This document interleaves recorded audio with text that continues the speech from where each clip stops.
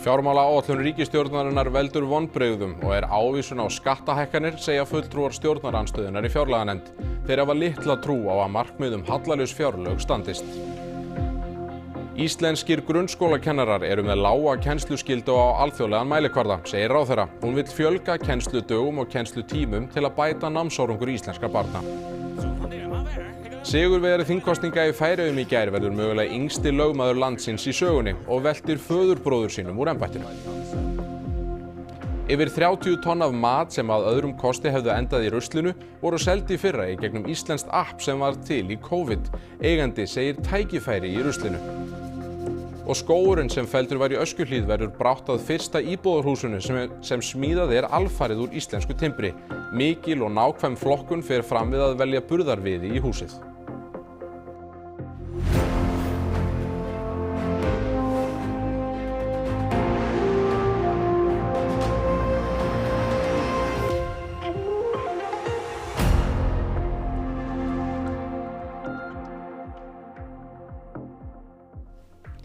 Komiði sæl. Stjórnarandstæðingar í fjárlaganefnd hafa litla trú á að fyrirætlanir ríkisstjórnarinnar 1 milljarðs króna afgang á næsta ári standist, miðað við þær forsendur sem lagt upp með í fjármálaáætlun. Fjármálaráðherra sagðist í gær eiga von á því að margir yrðu fyrir vonbrigðum við lestur fjármálaáætlunar, enda hagræðing ekki til vinsælda fallin. Hann hafði nokkuð til síns mál því formaður ASÍ lýsti fyrir vonbrigðum í hádegisfréttum og það sama gerði formaður Sjálfstæðisflokksins, á ólíkum forsendum þó. Fulltrúar í fjárlaganefnd Alþingis fengu kynningu á áætluninni í gær og þar sömu sögu að segja af hálfu stjórnarandstöðunnar. Hún vonbrigði. Það er verið að tala hér hallalaus fjárlög 27. Það 1,1 milljarður sem afgangurinn verður, sem náttúrulega ekki neitt í 1.700 milljarða króna fjárlögum. Nei, mér finnst þetta ekki vera metnaðarfull áætlun og mér finnst hún frekar ýta undir verðbólguvæntingar en hitt og þar af leiðandi áframhaldandi hávaxtastefnu hér á landi. Fyrirætlanir tekjuöflun ríkisins í áætluninni eru ekki að öllu leyti skýrar, þó má lesa út úr henni að tilstandi að hækka bankaskatt, breyta virðisaukaskattskerfinu og auka gjaldtöku á eldsneyti og ökutæki. Undir það taka þingmennirnir. Þau eru enn og aftur búin að endurskýra allt sem heitir skattahækkanir og núna heitir þetta skattaumbætur. Þannig að það menn ekki von á góðu vegna þess að slíkt boðar einungis skattahækkanir af hálfu þessara ríkisstjórnar. Þar erum við bara að sjá tölur og upp á 27 til 58 milljarða aukningu á gjöldum og skattahækkunum sem eru boðaðir í þessu frumvarpi. Ofan á rúmlega 30 milljarða króna skattahækkanir sem voru settar á okkur hérna áramótin. Þeir sakna boðaðar útgjaldaaukningar til samgöngu og löggæslumála og þá segir Stefán hafa sérstakar áhyggjur af lækkun útgjalda til framhaldsskólastigsins. Þá var boðað að 1% ríkisstarfsmanna yrði sagt upp og áætlaður sparnaður 4 milljarðar. En nú skilum maður akkur það verið að keyra hér á það að afnema áminningaskyldu ríkisstarfsmanna. Það væntanlega til þess að undirbúa þennan niðurskurð hjá ríkinu. En hvenær? Á næsta ári. Og hversu mikið? 1% sem telur 200 manns. Þetta nú allt aðhaldið sem þessi ríkisstjórn að sýna á þessu sviði. Yfir í annað, útgjöld á hvern nemanda í grunn- og framhaldsskóla hér á landi eru þau hæstu innan OECD-landana. Námsárangurinn á sama tíma undir meðaltali og kennsluskylda kennara lítil, samkvæmt minnisblaði sem mennta- og barnamálaráðherra lagði fyrir ríkisstjórnina í vikunni. Í minnisblaðinu kemur fram að íslenskir nemendur njóti færri virkra kennslustunda og færri kennsludaga en jafnaldrar þeirra í mörgum öðrum evrópskum ríkjum. Samkvæmt minnisblaðinu getur munurinn milli íslenskra og danskra nemenda numið alltaf 4 kennsluárum yfir alla grunnskólagönguna. Samningsbundin kennsluskylda kennara minni en á öðrum Norðurlöndum og undir meðaltali OECD-ríkjana. Auka þarf kennslu 1/4 til að ná meðaltali OECD-ríkja á yngsta stigi grunnskóla. Í minnisblaðinu segir að bæta megi námsárangur íslenskra nemenda og gæði skólastarfs með því að lengja skólaárið og fjölga kennslustundum. Í viðhorfskönnun Kennarasambands Íslands sem framkvæmd var 2024 kom fram að rúmur 1/4 leik- og grunnskólakennara sá ekki fyrir sér að vera í sama starfi eftir 5 ár. Flóknir nemendahópar og börn sem ekki hafa íslensku að móðurmáli auka álagið á kennara. Eins telja einhverjir kennarar bekkjarhópa of fjölmenna. Fækka þurfi nemendum á hvern kennara til að draga úr álagi. Skólaárið á Íslandi stutt í alþjóðlegum samanburði. Fjöldi kennsludaga áætlaður 170 á ári. Fjölga þarf kennsludögum 30 daga til að það sé jafnlangt og í Danmörku, 20 daga til að það sé jafnlangt og í Noregi, 17 daga til að það sé jafnlangt og í Finnlandi og 8 til að það sé jafnlangt og í Svíþjóð. Inga Sæland, mennta- og barnamálaráðherra, segir nauðsynlegt að gera breytingar á íslensku skólakerfi. Já, ég hef nú ítrekkað talað það og fordæmt í rauninni það að hér skuli nánast helmingur barnan okkar útskrifast eftir 10 ára grunnskólagöngu með mjög svo ónægan lesskilning og nánast ólæs í einhverjum tilvikum og já, við þurfum að bregðast við. Nei, þetta minnisblað bara til að draga fram sannleikann stöðuna eins og hún ef við erum að bera okkur saman við þjóðirnar í kringum okkur. Þetta minnisblað eingöngu ætlað til þess. Það verkfæri fyrir okkur til þess að gera betur og ég þakka hjartalega fyrir þetta minnisblað. Það stendur í niðurstöðum á blaðinu að næstu skref verða að fara að tala við sveitarfélögin og reyna að fara í þessar breytingar. Já, það alveg eins og ég sagði við þig áðan og það næsta skref að tala við alla hagaðilega og þá sem að máli varða og sameiginlega finna lausn sem allir geti vel við unað og sérstaklega börnin. Hvaða lausn ertu þá að tala? Nei, ég að segja það ég ekki með, þá þyrfti ég alla samráð ef ég væri með lausnina í fanginu hér og nú, þá gæti ég nú sennilega bara sveifta töfrasprotanum en það ekki boði, við þurfum að tala saman, kennarar, sveitarfélög og allir. Í niðurstöðum minnisblaðsins stendur að næstu skref sé að til þess að efla og bæta námsárangur íslenskra nemenda þurfa að fjölga skóladögum og fjölga kennslustundum innan hvers skóladags. Það séu lausnirnar og næstu skref sé að fara og tala við sveitarfélögin að innleiða þessar lausnir. Þannig ég að spyrja, finnst þér það raunhæft með hvernig ástandi bæði innan skólakerfisins og álagi á kennara núna? Þetta bara einn liður í þeim breytingu sem verður ráðist í. Magnús Þór Jónsson, formaður Kennarasambandsins. Hvernig líst þér á þessar tillögur á þeirra? Já, við náttúrulega vorum undrandi, svo við segjum það nú bara, því að fyrir árið síðan þá var lagt af stað að undirlagi ríkisstjórnarflokkan allavega forsætis- og utanríkisráðherra í kjölfari kjarasamninga að það farið það sem hefur verið kallað virðismatsvegferð og hefur verið leitt af ríkissáttasemjara. Núna í ár þar eiga opinberir aðilar fulltrúa og hluti ferlisins hefur verið það að einmitt að ræða ólíka stöðu, bæði milli skólasgerða á Íslandi og bara allar þessar samanburðartölur sem kannski verið að vísa í. Við áttum okkur ekki alveg á þessu útspili, hvort að hér menntamálaráðuneytið einhvern veginn að stíga inn í það ferli sem þó aðilega málinu, þannig að þetta kom okkur á óvart, svo ég segi það alveg eins og Þannig að það var einhver vinna hafin sem að menntamálaráðuneytið ykkur finnst þau vera að stíga inn í og taka fram fyrir hendurnar á? Kennarasambandið, Samband íslenskra sveitarfélaga og kjaramannasvið ríkisins hafa frá því í febrúar eða í mars á síðasta ári funda reglulega í samræmi við það verklag sem var óskað eftir og leitt af ríkissáttasemjara. Það sem við erum annars vegar að meta virði kennarastarfsins og einmitt að horfa til þetta sem að hér var talað í fréttinni áðan, en líka að skoða hvernig vinnuumhverfið getur orðið börnunum til heilla. Þar eru bara búin að vera umræður síðast í morgun og þetta minnisblað sem að ég ætla kannski ekki að kommenta öllu leyti á en leiðir fram þar hluti sem að við erum ekki alveg átt okkur á hvað það á að skila, því að það er auðvitað að tala með öðrum hætti inn í þessa vinnu heldur en við höfum upplifað ef við borðum ríkissáttasemjara. Okkur finnst það sérkennilegt og kannski til þess fallið að menn allir sér að fara í einhverja aðra niðurstöðu heldur og lagt af stað með. En eðlilegt að kennarar hér á landi vinni þetta mörgum stundum skemur heldur en til dæmis kennarar á Norðurlöndunum? Já sko, það alveg það eins og við talum fyrst til dæmis útgjöldin að það alveg rétt, ef við horfum til útgjalda í íslenska skólakerfinu þá það í hærra lagi en OECD. Menn velja sér það að búa til meðaltal OECD en við höfum auðvitað verið í okkar vinnu og horfa til Norðurlönduna, þar sem Ísland mjög sambærilegt Norðurlöndunum, við erum það svona sirka búið í miðjunni þar og það eru þetta meðal annars vegna þess að Norðurlöndunum hafa menn meðvitað lagt upp úr því að velferðarkerfið sé stórt og mikið kerfi og skólarnir séu hluta því og við megum bara ekkert gleyma því að við á Íslandi höfum ákveðna sérstöðu sem við höfum sem samfélag vilja halda í.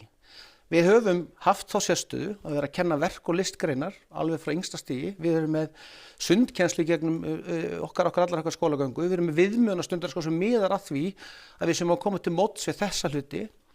Við völdum okkur líka það að skólarnir yrðu fyrir alla og að það myndi þá þýða það að hver og einn skóli að vera tilbúin að taka við ólíkum hópum, hefur verið nefnt skóli án aðgreiningar, við viljum segja skóli fyrir alla og kannski síðast en ekki síst, þá hefur það verið samfélagslegu sáttmáli þessa samfélags okkar að setja inn fjölda skóladaga og frí og hvað sem það heitir í samræmi við væntingar samfélagsins en líka að við höfum viljað leyfa okkur að vera með ólíkar starfir sem að auðvitað hefur skapað okkur ákveðið svona óhagræði að við erum með oft minni skóla með önnur lönd. Þannig við teljum mjög margt hérna að vera eitthvað sem að samfélagi vildi og við fyrir Kennarasambandinu höfum verið núna langan kafla verið að kalla eftir því að við fáum samfélagssáttmál, samfélagssamtal, einmitt til þess að ræða þessa þætti það hvernig við viljum sem samfélag að skólinn hendi. Þar bara engin sterkari liðsmaður í þessu samfélagi heldur en kennararnir og það mjög leitt ef við erum komin inn á þann stað sem að við höfum kannski verið vör við bæði hér og í umræðu áminningaskyldu ef að stjórnund ætla að stíga inn, telja sig vera á þeim stað að geta stigið inn í það ferli sem hefur verið samfélagssáttmálinn á Íslandi, það skref sem við vonum að verði ekki því við viljum að kerfið og börnin njóti alls sem við eiga að vera að fá. Magnús Þór Jónsson, höfum ekki meiri tíma, takk kærlega fyrir komuna. Við ætlum í annað. Útgerðirnar Brim, Ísfélagið og Síldarvinnslan skiluðu samtals tæplega 20 milljarða hagnað á síðasta ári. Formaður samtaka fyrirtækja í sjávarútvegi segir stöðuna í greininni sterka en býst enn við uppsögnum vegna hækkunar veiðigjalds. Ársfundur samtaka fyrirtækja í sjávarútvegi fór fram í Hörpu í dag. Formaður samtakana, forstjóri Síldarvinnslunar, segir stöðuna í greininni sterka en ástandið á alþjóðavettvangi og hækkandi olíuverð valdi óvissu. Þetta hafa eins og verið átök á heimavelli líka og við erum að sjá ástandi í efnahagsmálum sem að hlutalli spilast út af þessum erlendu áhrifum en það víða óvissa í kringum okkur en fyrir sjávarútveginn þá eru líka í mjög sterkum mörkuðum, það eru háverð, það hefur gengið vel að veiða. Við erum nýbúin að ljúka mjög gjöfulli loðnuvertíð sem að gekk í alla staði mjög vel hjá öllum. Brim skilaði 8,7 milljarða hagnað á síðasta ári eftir skatta og gjöld samkvæmt ársuppgjöri fyrir 2025. Síldarvinnslan 8,2 milljörðum og Ísfélagið 2,8 milljörðum. Stjórn Brims hefur lagt til að rúmlega 4 milljarðar króna verði greiddir í arð fyrir 2025. Síldarvinnslan greiðir út rúma 3 milljarða og Ísfélagið 2,1 milljarð. Gunnþór sagði fyrir tæpu ári síðan að hækkun veiðigjalds myndi meðal annars leiða til uppsagna í sjávarútvegi og að fjárfestingar yrðu stöðvaðar. Spurður hvort hægt sé að réttlæta uppsagnir vegna hækkunar veiðigjalds þegar staðan þetta sterk, segir hann fleira koma til. Í fyrsta lagi ef við skoðum uppgjörina þá er nú ekki verið að greiða stóran hluta af hagnaði þessara félagi í arð og ef að sjávarútvegurinn ætti aldrei góð ár þá verður hann aldrei með ár til að taka ef hann fær ekki uppsveiflu eins og hefur gerst í gegnum tíðina þá myndi hann aldrei vera í stakk búinn til að taka niðursveifluna. Þannig að það er volið erfitt að setja í þetta samhengi. Aukin skattheimta kalli á auknar kröfur. Út af bara til þess að viðhalda samkeppnishæfni á erlendum mörkuðum að þá verðum við einfaldlega að bregðast við. Við náum ekki í þessar hækkanir út í verðlagið. En auðvitað mikil óvissa sett fram í aðferðafræði þessara veiðigjalda og auðvitað erum við líka að átta okkur á því hvernig þau munu spilast í framtíðinni. Og þá ætlum við út í heim en þó ekki langt því fólkaflokkurinn í Færeyjum hlaut flest atkvæði í lögþingskosningum í gær. Ef formaður flokksins á eftir að fara fyrir landsstjórninni verður hann yngsti lögmaður Færeyja til þessa. Færeyingar gengu að kjörborðinu í gær og útlit fyrir breytingar á þinginu. Þær eru 33 sæti og því þarf 17 til að ná meirihluta. Fólkaflokkurinn sem á hægri ás stjórnmálana var sigurvegari kosningana með 26,7% atkvæða og tryggði sér 9 þingsæti. Það 3 sætum meira en í síðustu kosningum 2022 og besta útkoma flokksins í áratugi.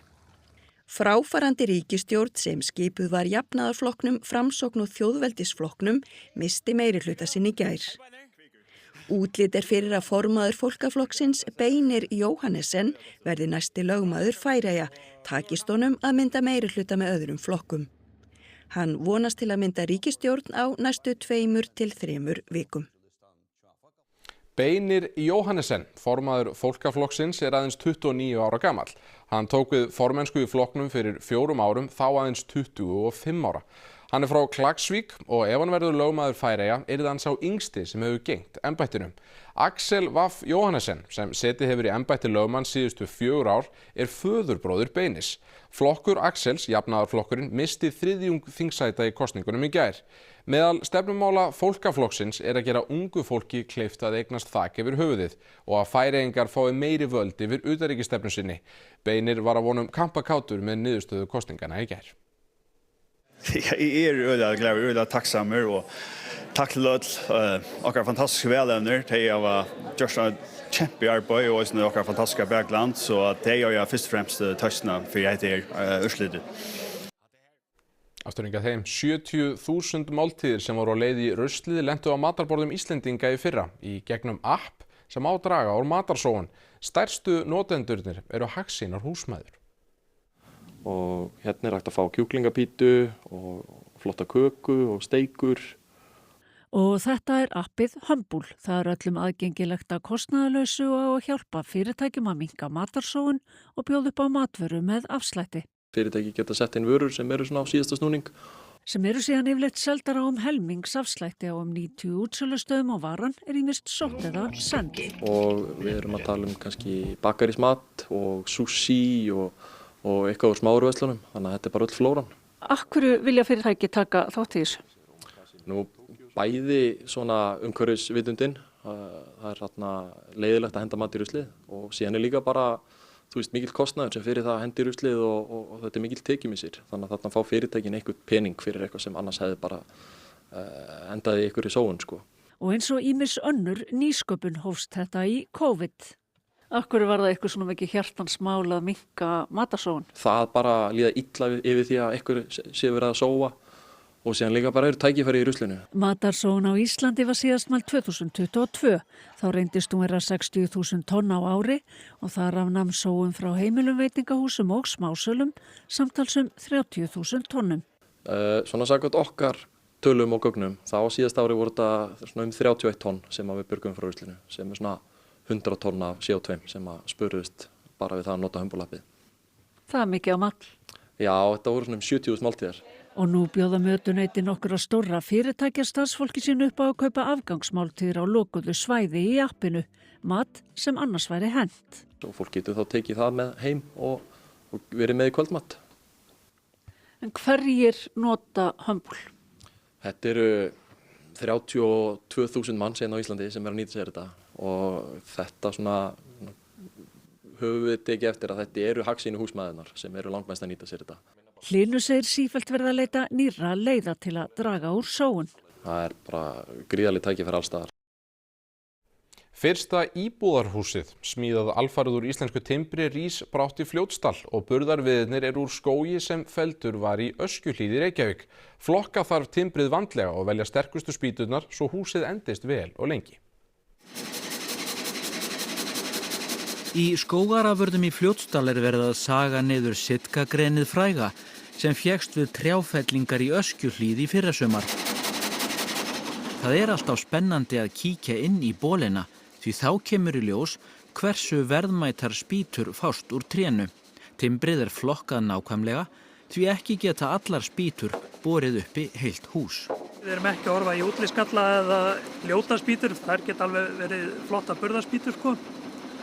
Þannig að núna erum við bara að sjá til þess að spýtan hafi burði í það sem hann á að gera. Þá horfum við bara í kvista, sprungur. Krefjaskekkja ekki mikið vandamál á Íslandi af því að meðan að vaxtaskeiði trésins þá bjart þetta sólarhringinn hjá okkur. Þannig að tré vex mjög svona eindautt, þannig að það ekki mikla trefjaskekkjur hjá okkur þó það getur náttúrulega komið fyrir. En við erum hins vegar að slást meira við svona veðurskendi og veðurgalla. Það getur komið brestur í tré sem að skila sér þá í brest í spýtu. Húsið rís í nýjum byggðarkjarna í Hamborg í Fljótsdal og ef vel gengur verður annað byggt til viðbótar. Fljótsdalshreppur lætur byggja húsið og ætlar að leigja eða selja. Fljótsdalingar telja viðeigandi að fyrsta íbúðarhúsið alfarið úr íslensku timbri rísi þar, enda hófst fyrsta bændaskógræktin í Fljótsdal fyrir rúmri hálfri öld. Burðarvirkið sitkagrenið sem við fengum reyndar úr Öskjuhlíðinni og svo erum við með klæningar af utan úr íslensku lerki, við notum ösp í panel innan dyra og lerki í hurðar og glugga. Við spörum töluvert í flutninga því að við þurfum bara að fara hér á milli tveggja bæja með timbrið. Og svo eftir þurrkun þá kemur Eiríkur Þorsteinsson trétæknir og flokkar þetta með okkur aftur raun og veru að því að það geta ýmsar sprungur og gallar komið fram við þurrkun sem við sjáum ekki núna meðan að timbrið ferskt og þá megum við nota það í húsið. Yfir í allt annað. Sögusvið Njálu lifnar við í Salnum í Kópavogi í kvöld þegar félagar í Njálu félaginu stíga þar á svið með sýninguna Upp með Njálu og Anna Lilja Þórisdóttir fréttamaður þangað mætt. Anna Lilja. Já, og við erum hérna baksviðs í Salnum og hér má víst ekki hafa mjög hátt en hér eru lokaæfingar fyrir sýninguna sem verður í kvöld og hér eru helstu persónur og leikendur. 12 aura silfursólna. Já, hvert þitt hlutverk sýningunni? Sko ég að lesa Bergþóru núna en ég fer með öll kvenhlutverkin í þessari endursögn Njálu. Þetta nú ekki beint sýning, þetta ekki leikrit. En þetta er endursögnin. Og Guðni, hvað leikur þú mörg hlutverk? Ég leik mörg, Gunnar Hámundarsson, Njál, Skarphéðinn, Flosa og svo leiðist mér ekki hér í kvöld því að það sagt að ég sé svo forn að ég hef verið uppi þegar Njálsbræðina fór fram og Gunnar og Njáll hafi verið skólabræður mínir. Og mér bæði hlátur og gleði í hug og hér í kvöld og mér leiðist nú ekki að löðrungana Hallgerði. Það verður hans bani. Það er ýmislegt lagt á sig fyrir leiklistina. Já, eða fyrir bókmenntaarfinn, ekki síður, sko. En Gissur Páll, á Njála alltaf við? Já, ég myndi segja það. Njála inniheldur ástir, öfund, reiði, pólitík, fullt af pólitík og hefndir og grimmd, svo sannarlega. Óla, þetta þið ætlaði að gera þessari stóru söguskil á 2 tímum. Hvernig það hægt? Já, það vegna þess að þetta verður endursögn og við ætlum að taka bestu og safaríkustu bitana úr Njálu og endurflytja þá og rifja þá upp hér í kvöld í tali og í tónum því Gissur Páll kemur til sögunar.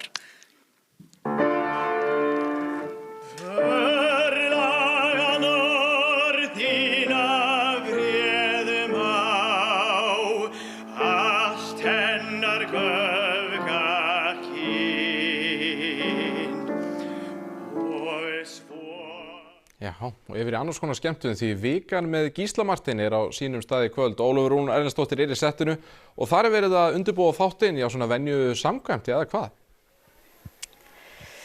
Jú, svona mestu venju samkvæmt. Þið sáu þetta settið eins og við erum vön en það þó svona aðeins öðruvísi. Hérna erum við með Akureyrarkirkju og þið sjáu kannski hérna fyrir aftan mig Akureyri í baksýn. Við erum í fyrsta skipti, vikan í fyrsta skipti fyrir utan borgina. Hvað segið þið, hvernig var að flytja svona þátt norður yfir heiðar? Er það nokkuð mál? Jú, ég myndi segja að það veri frekar mikið mál. Það hérna mikið af fólki með okkur sem búið að leggja nótt við dag eða koma þessi hérna upp og bara hefur tekist vel til, mest bara eins og við séum heima. Þið hefðu geta verið aðeins heppnari með veður. Hefur það eitthvað verið að setja strik í reikningin? Það hefur sett nokkur strik í reikningin en það ekki Akureyringum að kenna myndi ég segja. Það var aðalega veðri fyrir sunnan sem var svona til vandræða. Búið að vera fínt hérna síðan við komum en við þurftum svolítið að flýta flutningum á öllu dótinu fram 1 dag. Þannig við fórum dálítið hingað á miðvikudag með dótið okkar og svo var bara brjála veður fyrir sunnan á 5.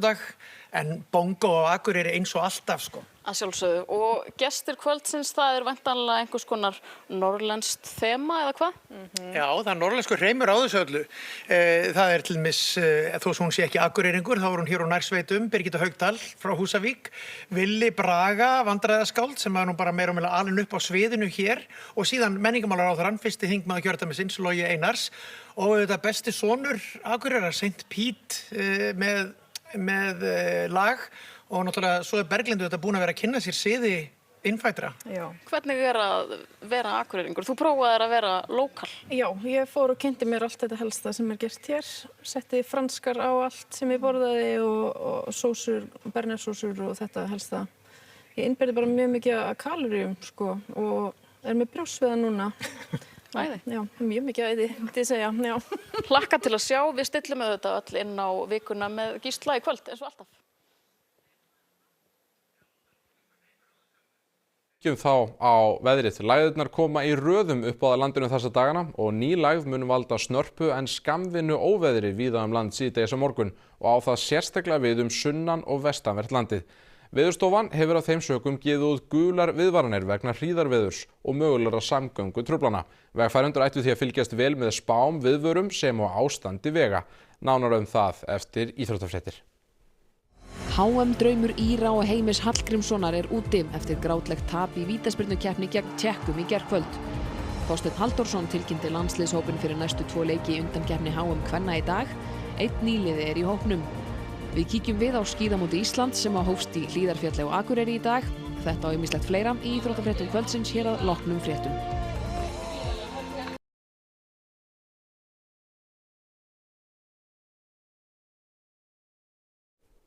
Rifjum það upp helstu atriði þessa fréttatíma. Fjármálaáætlun ríkisstjórnarinnar veldur vonbrigðum og ávísun á skattahækkanir, segja fulltrúar stjórnarandstöðunnar í fjárlaganefnd. Þeir hafa litla trú á að markmið hallalaus fjárlög standist. Íslenskir grunnskólakennarar eru með lága kennsluskyldu á alþjóðlegan mælikvarða, segir ráðherra. Hún vill fjölga kennsludögum og kennslutímum til að bæta námsárangur íslenskra barna. Formaður Kennarasambands Íslands segist undrandi yfir tillögum ráðherra. Ef að stjórnvöld ætla að stíga inn, telja sig vera á þeim stað að geta stigið inn í það ferli sem hefur verið samfélagssáttmáli á Íslandi, það skref sem við vonum að verði ekki því við viljum að kerfið og börnin njóti alls sem þau eiga að vera að fá. Sigurvegari þingkosninga í Færeyjum í gær verður mögulega yngsti lögmaður landsins í sögunni og veltir föðurbróður sínum úr embættinu. Yfir 30 tonn af mat sem að öðrum kosti hefðu endað í ruslinu voru seldi í fyrra í gegnum íslenskt app sem var til í COVID. Eigandi segir tækifæri í ruslinu. Og skógurinn sem felldur var í Öskjuhlíð verður brátt að fyrsta íbúðarhúsinu sem smíðað alfarið úr íslensku timbri. Mikil og nákvæm flokkun fer fram við að velja burðarviði í húsið. Næstu fréttir verða sagðar í útvarpi klukkan 10 í kvöld og vefurinn ruv.is uppfærður allan sólarhringinn. Þessum fréttatíma lokið, njótið helgarinnar og verið sæl.